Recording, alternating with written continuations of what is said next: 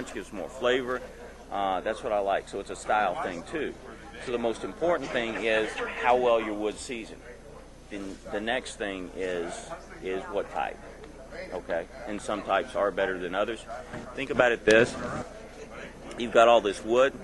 The bark basically is where it captures the impurities and things like that. So you've got a really big thick bark on a hickory, like a red hickory or something like that. It's going to give a lot of bitter smoke. Typically I would, and that's why I like pig nut or the limbs off of shag bark, because it's a lot thinner bark on it, really paper thin. So if you got a wood with a thick bark, typically rid yourself of that. Typically I would, unless you're burning down in a separate pit. You've got a coal pit, you're burning down your wood, you're shoveling your coals old school under your pork or under your... Would you soak your wood or smoke? You can. I'm not typically a big soaker, because you think about it, you soak this piece of wood for 2 days and you throw it in, it's just going to saturate, just sort of the outside. And in 10 or 15 minutes, the moisture is going to be gone anyway. So the only time I soak is if I'm direct heat and I do small wood chips, and I don't want the fire to flare up and get my food. Busy, they'll call this time quick. I'm Chris Lilly. Definitely good to be here this morning. I'm going to start out by telling you a little bit about myself, the things I've been involved in, and I've been involved in a lot of aspects of barbecue, and a lot of tangents skewed away from barbecue. Tell you a little bit about myself. That way you'll feel a little more comfortable asking me questions about certain specific areas of barbecue. But I started working in 1991 at Big Gibson Barbecue. My wife's great-grandfather that opened the business in 1925 in Decatur, Alabama. I started working in 1991.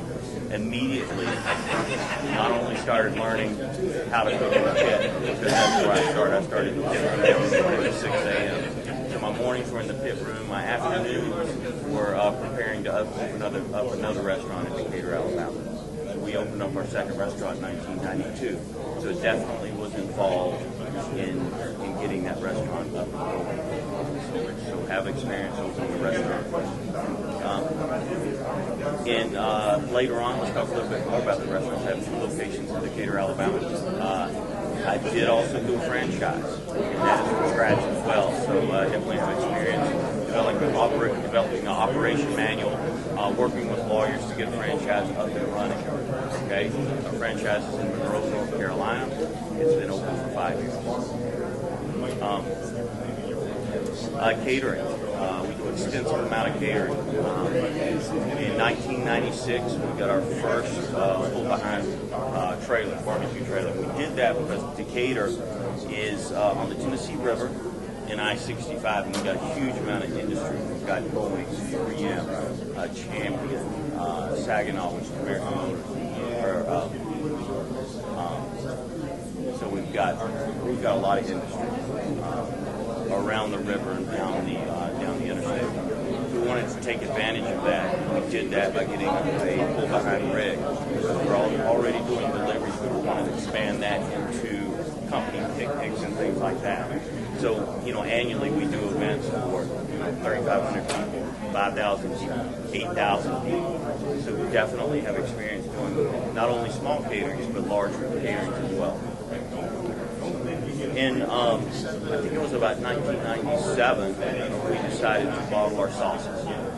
Okay, we had 2 original sauces, a barbecue white sauce and a thin vinegar base. We wanted to bottle the white sauce. So we basically started working with the recipe, getting with the bottler. So, I definitely have experience working with bottling sauces. And then sauce development. Since then, we've come out with our championship red sauce, our habanero red sauce, and our backyard mustard sauce. Okay? So, getting that going, working with the bottling company, getting our recipes right, developing new sauce recipes. And then more importantly than that, marketing and distribution.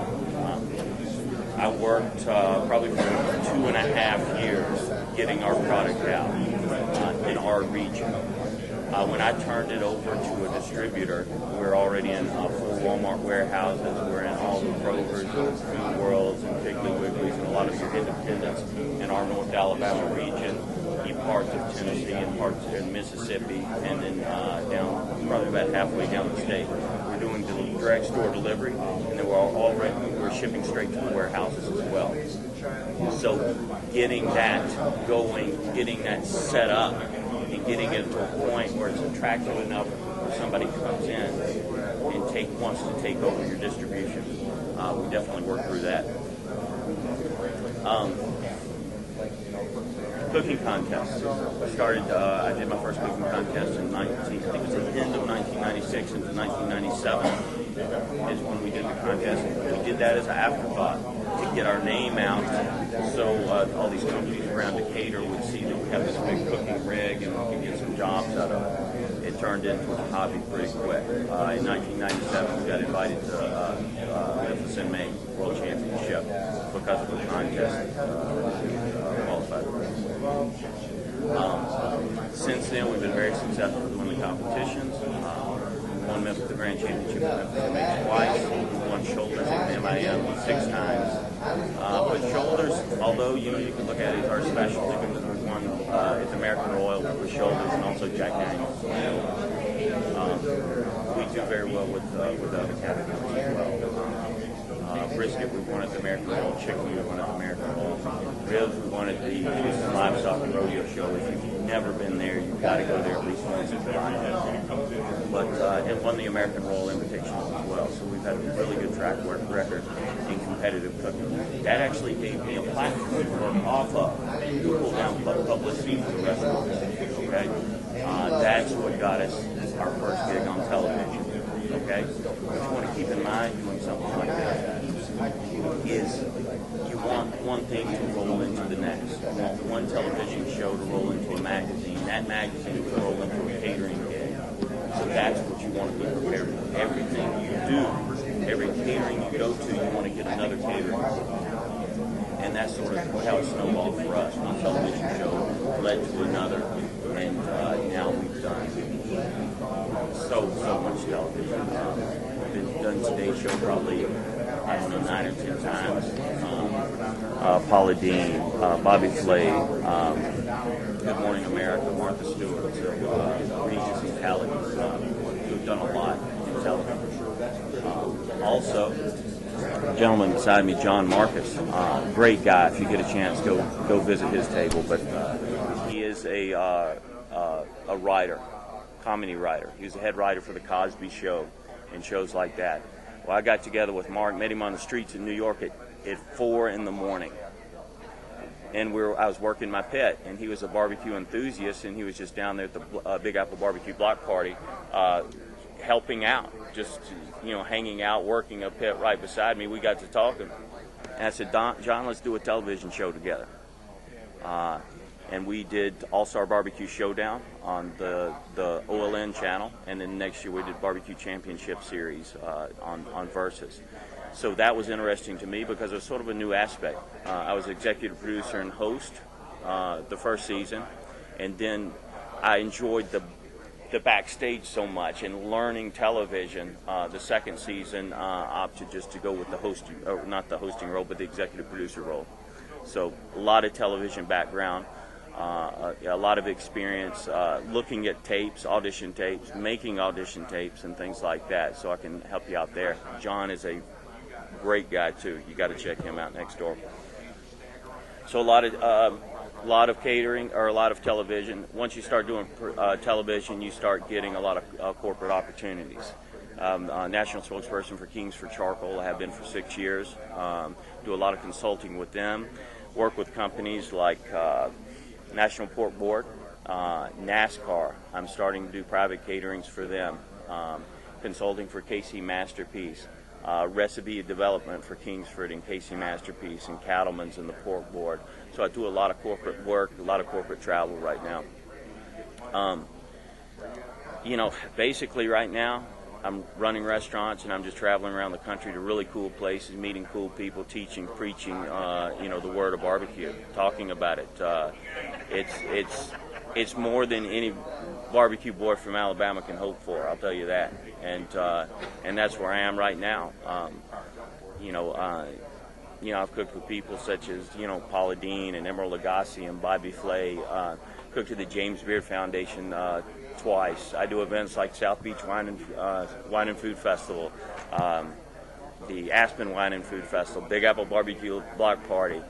I'm going later this next month to Napa to cook at the CIA out there and do an event for the pork board. So really, I'm not only doing barbecue, but I'm pushing the limits of barbecue and really stretching it out. There's a huge interest, not only in the shacks and shanties and the barbecue joints, but there's a huge interest right now from chefs all over the country wanting to learn what this low and slow is all about. Now, no matter where you go, on menus of fine dining places all over the country, you're going to pick up an aspect of barbecue, at least one item that chef is playing around with. Tom Colicchio sent a group of people down to my restaurant, and we spent about 2 days learning barbecue. Now, they are at the Memphis and May World Championship every year cooking ribs because they love it so much. So that's what I do. I'm going to open the floor for questions and fire them at me. Sauces. I'm right here in Greenville. Yeah. And I'm having more people ask me about the white barbecue sauce. I've researched making it. I'm a one-man operation. And if I'm doing a catering for 100 people, I don't have time to make sauces. Is there a private label buy your sauces or a private label, or just buy your sauces to supply to my events? That would be the way to go, especially if you're a one-man operation. You want to take as much off your table as you can so you can focus on making money and booking these catering gigs. Okay? It might cost you a little bit more, but it's going to save you a heck of a lot of time, It's costing me more. Exactly. It's costing you more doing it yourself because it takes that time away from you when you could be booking other catering jobs and actually, accomplishing more. A ton of private label bottlers out there that can take your recipe, and what that is you give them the recipe, you sign a non-disclosure form, they don't give your recipe out, and you work with them, trade it back and forth. That's going to take a little time because, say you use a French's Worcestershire. A lot of those companies are going to break that Worcestershire down and use the ingredients of Worcestershire. So when they start breaking down all these ketchups and Worcestershires and everything, you come up with something that doesn't taste anything like your sauce. So in order to pull the cost down of the sauce, they're using base ingredients instead of A1 steak sauce or any kind of multiple ingredient product that goes in. That's how they pull your costs down, so it takes a little time to work with them. But they can nail your sauce, they can nail your dry rubs and things like that. Get your dry rubs blended in bulk. Some great companies out there to do it. I think there's somebody walking around here, her name is Dorinda from Ingredients Corporation of America. But work with them. They've got people that'll not only take your recipe, but they can come pretty close to matching other recipes as well. If you use something off the shelf, you can take it to them and say, I want this. This is the flavor I like. I wanted to get your white sauce. Is there anywhere? I doubt there's anywhere locally I can get it. You have to go to your website or something? Yes, definitely. You go to my website, bbqtv.com, and get it there. You can call the distributor direct from our website or send them an email from our website, info@bigbobgibson.com. And especially if you want to buy it in bulk, and things like that, you can talk to them about bulk prices for our sauces, for our dry rubs, things like that. I got Sam's to buy 5 cases of Cattleman's at a time. Yeah, Cattleman's is another, a great, sauce that. Saves me time. And a lot of people are taking a lot of. $6 a gallon. Yeah. But you can take, a sauce like a Casey Masterpiece or Cattleman's or something like that, and you can take it and add your own stuff to it and make it your own signature sauce. And probably do it more efficiently and cheaper than it will cost you to buy the ingredients and make it. Probably actually cut it down too. Yeah, definitely. Make that gallon into a gallon and a half. Definitely. They definitely do. They definitely do. Chris, your restaurant, I'm sure you've had opportunities of people knocking on your door to open up other flight styles, or are there other ones in the works, and you're kind of happy with where you're at with that? The infrastructure at Big Bob Gibson is myself and my father-in-law. Okay. I just hired a fantastic guy by the name of Ken Hess about a year and a half ago, and he's a graduate from Oklahoma State with culinary management degree, restaurants and hotels. He's a CIA graduate, and plus he loves barbecue. I hired him away from the Greenbrier Resort. That gives us a little bit more infrastructure so we can start thinking about doing other restaurants. That's one reason why we went the franchise route, because we didn't necessarily have the infrastructure to open up another company-owned restaurant. But I've got my eyes open, and I wouldn't be surprised if there's a Big Bob Gibson, springing up, company-owned, maybe possibly another franchise. But got my eyes and ears open, folks. Yeah, Western North Carolina. Western North Carolina. Who wants to go to Asheville? Well, we do have our franchise is in Monroe, outside of Charlotte. So That's close enough. there you go. Can I go back to wood for a minute? Absolutely. We've got several different pieces of wood. I don't have the taste memory to cook something with one type of hickory and then a month later cook something else. I can't afford to, cook 6 pigs side by side. Right. Is there some way, a test or something I can do so that I can do sort of small batch comparisons of different wood to develop that taste? Wow, this is specific. What would be probably suit you better is, instead of really focusing on what type of hickory or what type of wood it is, peel the bark on the thick bark hickories. Okay? If you really want to get that in depth and that specific, there are tools out there that checks the moisture level within that piece of wood. Okay? Work on getting a consistent moisture level. Okay? And that's very important. If you cook with one day with a stick or sticks that have a 30% moisture level, and the next day wood that has a 15% moisture level, you're gonna come out with different results. Okay? In the barbecue business, you get in these loads of wood, and you try your best to rotate them. And some days the barbecue is just better than others. You can attribute that back to what type of wood you're using, how seasoned the wood is. So just keep that aspect in mind. If you want to get that specific, which in the barbecue business it's hard to do if you're going through, but a lot of competitors out there are getting that specific. I want a wood with a 25% moisture level or a 20% moisture level, or even higher than that. Some people are getting that specific. If you want to be consistent and competitive cooking, you've got to control every factor that goes into it.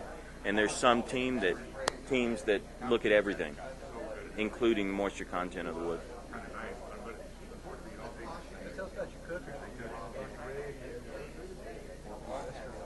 Awesome. On my cooking rig, on my competition cooking rig and catering rig, I've got Jed Masters. You can't buy them anymore. They don't make them. I bought them in 1996 from Dennis Unruh. He was a Mennonite in Canton, Kansas. They are run off charcoal, so I run it off Kingsford charcoal and then chunks of hickory. Great thing about that is I preload it with the charcoal. So I'll load it in a trough, goes all the way around with the charcoal. I'll put the blocks of wood on top. I'll light it on one end, and I'll shut the cooker up. That's my style. I shut my cooker up, and I don't look. I don't peek. I've cooked enough pork or enough brisket and chicken. I know what it's doing in there. I don't have to look at it. I shut it down, and I basically only give it enough oxygen so it barely burns around the track, so I can cook a 15-hour cook without ever having to refuel, because I preload my charcoal, preload my wood. Absolutely love the cooker. Love it.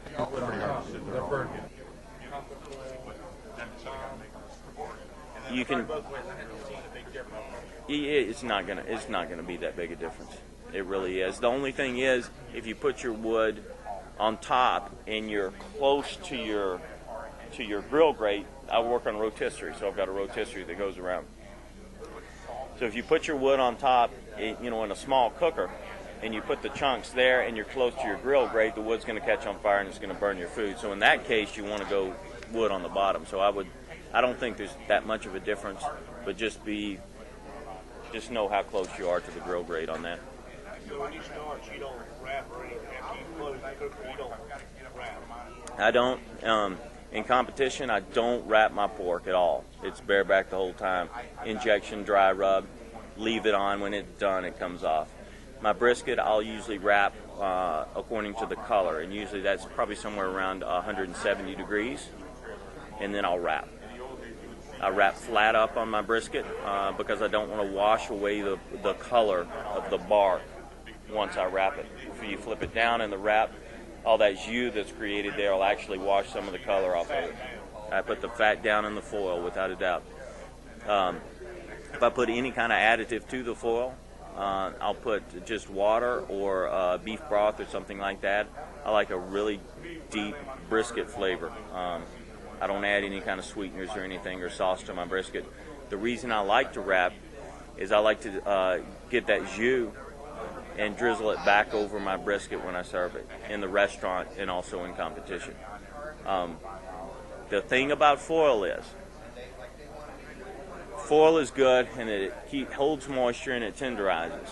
Foil is bad and it's gonna steam some of the flavor out of the food that you've been worked so hard to put into it. So a lot of people out there wrapping ribs in competition. You get a nice, moist, tender, juicy rib, but you're going to steam some of that smoke flavor out. Just keep it in mind. Don't wrap too early. In the restaurants, I have the old-fashioned brick pits with the wood. Use hickory sticks, chimney on both sides, flat grate. In one restaurant, I've got 3 of those, and then one Southern Pride as well. Other restaurants, I'm running the other 2 restaurants actually running the old-fashioned brick pits and Southern Prides as well. Typically, what I cook all night, overnight. I'll start out on my Southern Prides and then use the brick pits as sort of an overflow. During the day, I go to the brick pits.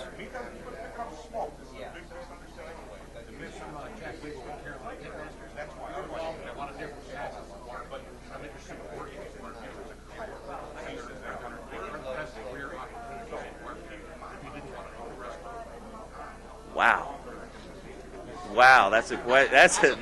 yeah. To be honest with you, I think it's one of those things where here is a good place to start in networking between all these restaurant owners and things like that.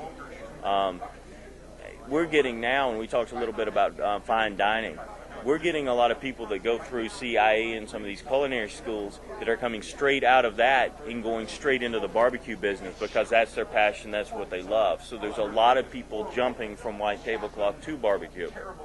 You get that, but I would suggest if you want a job in barbecue, you need to network, and there's no better place to network than right here.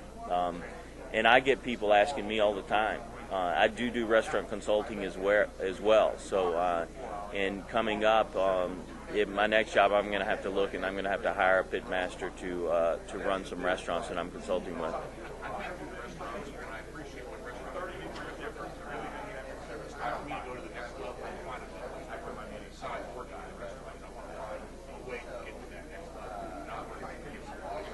You were wanting to get out of the restaurants?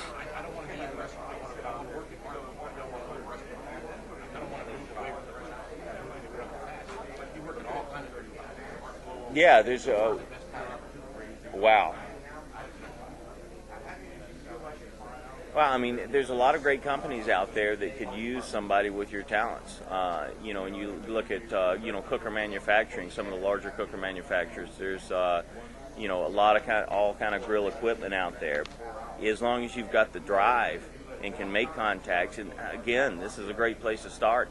You can go to like somewhere like the Fiery Food Show as well, and go and talk to some people that are actually in the booths that have a product. I guess it would come down to what you want to represent, what's ideal, because in barbecue, you definitely want to do what you love, and it sounds like to me you love barbecue. So I would look, and if I were you, if it were me, I would decide what I wanted to do. If I wanted to do cookers, if I wanted to do sauces or seasonings, or I mean, there's a lot of different areas you can go in. I would decide what you wanted to do and go full bore pursuit after that. Isolate the companies that you want to work that would be ideal, whether you in your region or if you didn't mind moving. Isolate those companies and go straight after them. There's not a whole lot of people doing that, and that's where you succeed. I didn't know if that would be a good. What's that? Yeah.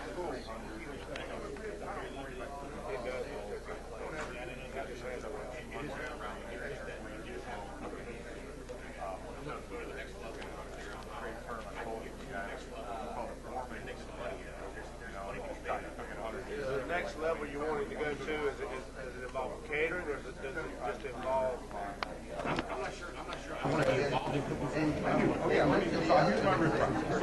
I got you. If you want to stay in barbecue, I would go after a big manufacturer or something like that. You can look around. You know the successful companies out there, and then the companies that are floundering. There's a lot of cooker manufacturers out there that are just breaking even at best. But there's a lot of them out there that are really making money and really have a fantastic product. And I would identify those companies and go straight after them. Convince them that you need to be working for them. That's a little bit of what I did for Kingsford. And then when I was involved in the television show, we needed sponsors. So I went straight at Kingsford. And in order for me to sell them the show, I had to sell them myself first. So I convinced them, hey, I'm this expert in barbecue. We've won world championships. I've been using your product, and I had since day one. We've got this television show. We want you to be a part of it. So it was really me going after them that not only led to the sponsorship and the success of the show, but led to my relationship with them that has been huge and very lucrative for me. Go after them. Nobody's out there doing it. I know a good many of the barbecue restaurant owners in this area, and I know a lot of restaurant owners. And I've offered my service. Can I come in, help you out? Don't pay me anything. Just let me see how you operate. Give me an idea of what you do. Mm-hmm. I don't know if they feel a fear, because they always get no. Mm-hmm. I don't want you to steal my secrets. You catch them at the right time when they got a job catering for 1,500 people, 2,000 people, and you go offer your services. I think because I can accommodate 1,000, 1,500 people. Mm-hmm. I think they may feel fear of me wanting to come in and steal the business. I don't want it. Don't need it. I just want to get a different aspect of what somebody else does. Well, I'll give you an example. There's a guy named Lou Elrose. Big Lou is what he goes by, and he was in New York City. He was he was a cop. And then he was doing security guard work, and he met a guy named Adam Perry Lang, who has Daisy Mae's Barbecue in New York. And Adam wanted to start traveling around and doing some contests and doing some events, away from New York. And Lou said, I'll go with you. He wasn't even in barbecue. So Big Lou went to a few events with Adam and started to learn the basics of barbecue. And one thing led to another. Now he is the pit master of a restaurant in New York called Wildwood Barbecue. And I think they opened another one here in Florida somewhere as well. So, and he's sort of their face of their franchise, or face of their restaurant group now. And basically it's just connecting with the right person and making it happen. Because I do events and I get a lot of people asking, say, can I come help? A lot of people. When I go to the Big Apple Barbecue Block Party, I'm going to have a lot of people helping. Usually I do it when I'm doing a festival. I mean, I'll 9 or 10 people working. Of course, they're not going to work for free. I got to pay them. But why not go work, if that's what you want to do, why not go work for free and volunteer? Why not, hang out with the right people? If you have on your resume that you've cooked with, some of these, fantastic cookers around the country, and I've cooked with him, I've been here and I've cooked with him. It's what Lou did. I've cooked with Adam Perry Lang, I've cooked with Big Bob Gibson's. I know him. I've done this. I've actually started running food carts in New York City, and I'm available. You start building your resume like that. Sell yourself. Sell yourself. We talk about that. Don't be afraid to sell yourself. Don't be afraid to volunteer. We talked a little bit about this trade show over here. There's not that many people in the trade show. Why not give the spots away for 2 years? Build it up where you can justify then charging money for it. Get so much more out of for the people that attend and the public that comes in, and that will give an opportunity for more people, more mom and pops, and more people to take advantage of it, put their products out there and get it in front of the the people in this industry, and that's what I'm going to push for.